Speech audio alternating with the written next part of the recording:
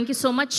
And ఇప్పుడు మా sweetest Kona Venkat గారిని మాట్లాడవలసిందిగా రిక్వెస్ట్ చేస్తున్నాం.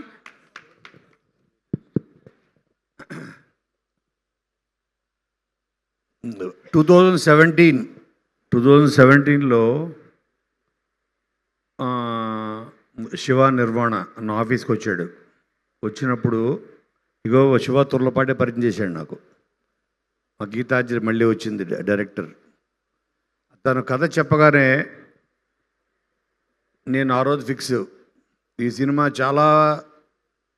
చాలామందిని చాలా హార్ట్స్ టచ్ చేస్తుంది, కొన్ని సంవత్సరాలు, కొన్ని ఇయర్స్, జనరేషన్స్ గుర్తుండిపోతుంది అని కథ విన్నప్పుడు నాకు అనిపించింది నా ఆఫీస్లోకి వచ్చి. అలాగా మళ్ళీ నాకు ఆ ఫీలింగు నాకు ఇచ్చింది సతీష్. అప్పుడు శివ తొర్లపాటి తెచ్చినట్టు ఇప్పుడు బెక్కం వేణుగోపాల్ నా దగ్గర తీసుకొచ్చి నాకు అన్నను ఒకసారి విను కథ అన్నాడు. అప్పుడు నేను ఆ కథ విన్నప్పుడు నాకు ఎగ్జాక్ట్ సేమ్ ఫీలింగ్ కలిగింది. అదే తను స్టోరీ ఫినిష్ అయ్యేటప్పటికి నాకు తెలుసు this is a block buster return. అందుకే మీ అందరికి గుర్తుండో లేదో, నిన్ను కోరికి మేము వదిలిన ఫస్ట్ గ్లిమ్స్, ఈ అమ్మాయిలందరూ ఇంతే బాస్, అన్ని అలవాట్లు ఉన్నవాడిని ప్రేమిస్తారు, ఏ అలవాట్లు లేదని పెళ్లి చేసుకుంటారు, ఇంతే. ఇదే కాన్సెప్ట్ ఆఫ్ నిన్ను కోరి. అలాగే అందుకే దాన్ని గుర్తు చేయాలనే ఇందులో ఇది చెప్పడం జరిగింది. తాళి కట్టడం అన్నది కలిసి ఉండడం కోసమే అయితే మధ్యలో వదిలిపోయిన గర్ల్ ఫ్రెండ్ కాదు, ఎప్పుడు మనతో ఉండే ఫ్రెండ్ కట్టాలి అని దీన్ని చెప్పడం నన్ను అంత టచ్ అంటే ఈ రెండు నేను ఈ సినిమా చేయడానికి ఆ ఒక డైలాగు నాకు కారణమైంది. ఈరోజు ఈ బ్యాండ్ మేళం చేయడానికి మన సతీష్ రాసిన ఈ డైలాగ్ కారణమైంది.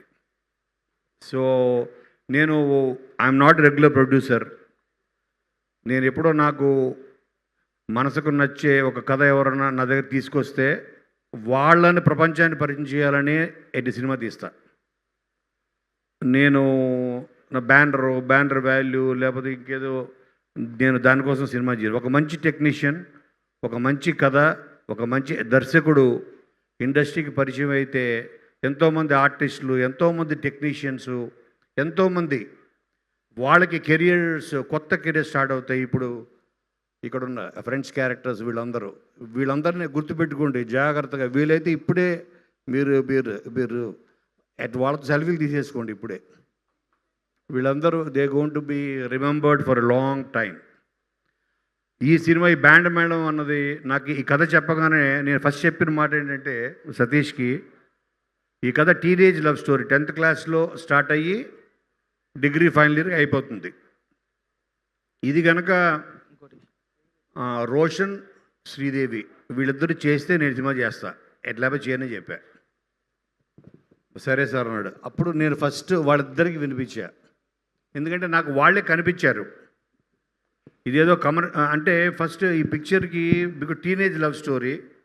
ఎందుకంటే చాలామందికి నాకు తెలుసు తర్వాత Q&Aలో అందరు కత్తులు నూరుతున్నారు, మా కుమారు వీళ్ళందరూ, లేదా ఓహో మీరు వీళ్ళని ఏం తీస్తున్నారు హిట్ కాబట్టి. సరే మీరు అడిగిన అన్నిటికీ నా దగ్గర రెడీగా ఉంది. పొద్దున్న ChatGPTని కూడా అడిగా, ఒకవేళ ఇలాంటివి వస్తారు, దురంధర్లో వస్తారు చాలామంది. మన మెయిన్ దురంధర్ వెళ్ళిపోయాడు పాప ఆయన మూర్తి గారు. సో అగో ఆయన ఒక రెడీగా ఉన్నారు అక్కడ. కాబట్టి సో ఐఎమ్ సో ప్రౌడ్. ఈ బ్యాండ్ మేళము అలాగ ఫస్ట్ సతీష్ కథ, తర్వాత ఈ క్యాస్టింగ్, తర్వాత నేను ఫిక్స్ అయింది విజయ్ బుల్గాని, తర్వాత ఫిక్స్ అయింది సతీష్ ముత్యాల, తర్వాత నార్నే సీను మా ఆర్ట్ డైరెక్టర్. అలాగే ఈ సినిమాకి ఈ కనిపించని 4వ సింహం ఎవరన్నా అంటే మా శివ ముప్పరాజు. 7 సింహం 4వ సింహం. నన్ను చూస్తే భయం. సో నేను కనిపించని 4వ సింహం, రైటర్ కమ్ ఎడిటర్. అంటే ఇట్స్ వెరీ రేర్ కాంబినేషన్, మనం చాలా తక్కువ చూస్తాం. సో తిను హీజ్ బిగ్. అటు సతీష్కే కాదు, సినిమా కూడా అతను ఒక పిల్లర్, ఒక సపోర్ట్, ఒక స్ట్రెంగ్త్. ఈ సినిమాకి మెయిన్ బ్యాక్ బోన్ ఎవరైనా ఉన్నారంటే తను శివ ముప్పరాజు. అలాగే నేను ఇది అనుకున్న తర్వాత ఫస్ట్ అసలు యాక్చువల్లీ ఇవాళ సాంగ్ లాంచ్ ఈవెంట్ మా సునీల్ కొరియోగ్రాఫర్ సునీల్ పాల్గొని వీళ్ళందరూ కూడా చెప్పేసి అంతా ప్లాన్ చేసిన తర్వాత first look of the film బయటికి వెళ్ళాల్సింది ఫస్ట్ సాంగ్ అన్నది ప్రతి సినిమాలో ఉంటుంది, మంచి ఫీల్ గుడ్ సాంగ్స్ ఉంటాయి, అన్నీ ఉంటాయి. కానీ సినిమా ఏంటో తెలియాలి, సినిమాలో ఉన్న సోల్ ఏంటో తెలియాలంటే ఫస్ట్ ఈ టీజర్ లాంచ్ చేయాలనిపించింది. అందుకని ఇది చెప్పగానే వెంటనే వంశీ కాక ఉండి వద్దు అన్నీ పక్కన పెట్టండి ఫస్ట్ ఇదే చేద్దామని. అప్పుడు వెంటనే ఫోన్ తీసి నేను ఫస్ట్ కాల్ చేసింది త్రివిక్రమ్ శ్రీనివాస్కి చేసి అర్జెంటుగా అప్పటికప్పుడు అనుకుని తను వెంటనే రమ్మండం, మేము వాళ్ళు వెళ్ళి తన చేతుల మీద లాంచ్ చేసాం. అలాగే నాకు నచ్చిన ఇద్దరు వ్యక్తులు నా లైఫ్లో నా కెరియర్లో బాబీ అండ్ బివిఎస్ రవి, వాళ్ళిద్దరు ఈ క్యారెక్టర్స్ని పరిచయం చేయాలి అని అనుకున్నా. వ్యాలంటైన్స్ డే అంటే మనం పొద్దున లేస్తే ప్రేమించే మన మనుషులు అందరితో కలిసి వ్యాలంటైన్స్ డే రోజు నేను ప్రేమించిన ఈ బ్యాండ్ మేడం సినిమా తీయడమే is the biggest Valentine's day అని నేను ఫీల్ అవుతున్నా. నేను ప్రేమించిన ఈ సినిమాని, ఈ కథని, నేను ప్రేమించిన ఈ వ్యక్తులతోటి వీళ్ళందరి మధ్యన జరుపుకోవడం ఐ ఫీల్ రియలీ బ్లెస్డ్. ఇంకా చాలా ఉంటాయి అకేషన్స్, బట్ ఒకటి మాత్రం నేను చెప్పా కదా, మీకు జీవితాంతం మీకు గుర్తుండిపోయే సినిమా అవుతుంది. నేను 10 సార్లు చెప్పుంటాను.